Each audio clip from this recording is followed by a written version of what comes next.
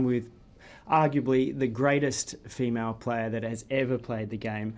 And Martina Navratilova, welcome back to the Australian Open. Once again, a regular visitor. Yes. And great to have you on court in our Australian Open Big Mac Legends tournament once again. Thank you. What's it like getting back out on court? Although you're not out back on court, because I don't think you've ever left court. Well, I left between 95 and 2000, and since then I've been pretty much playing something. I kind of every year. remember 2000 or so, because when you came back, you beat me in a final here. Oh, no.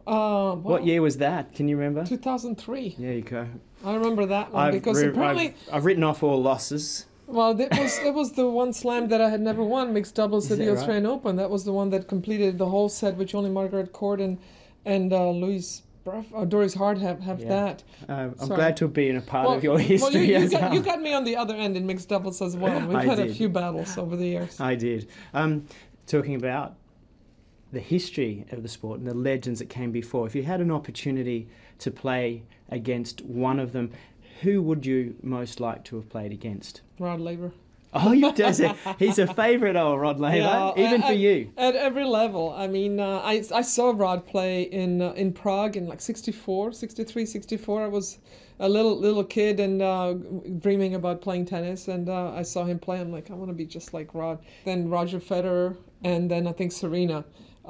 Because I'd like to see if I can, kind of get under her skin with my jump shots and try to hold off the power. Hustler. I mean, I had some power too, but she hits it harder than anybody ever has. But pace never bothered me, so it'll be interesting to match up against that. What do you think of where the Australian Open has come to? Because you played Australian Opens when the women's event was played as a single individual tournament. Right. Eventually then it became a joined event. We came to Melbourne Park in '88, which you were a part of, and it continues to get better.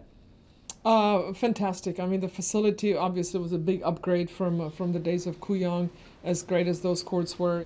The facility has just been growing since then. It's right up there with everybody else, and in some ways, it's even better. Leading the way. It's leading the way, definitely in innovations and interaction with the public.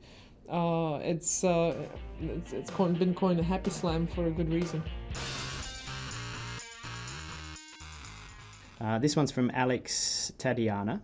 It says, if you weren't playing tennis, what career path would you have taken? I would have loved to have been a race car driver. Really? I love speed. Living on the edge. Anything fast. But I don't like the option of if you crash, you can actually die. When you lose a tennis match, there's a net in between. And if a tennis ball actually does hit you, it's no big deal.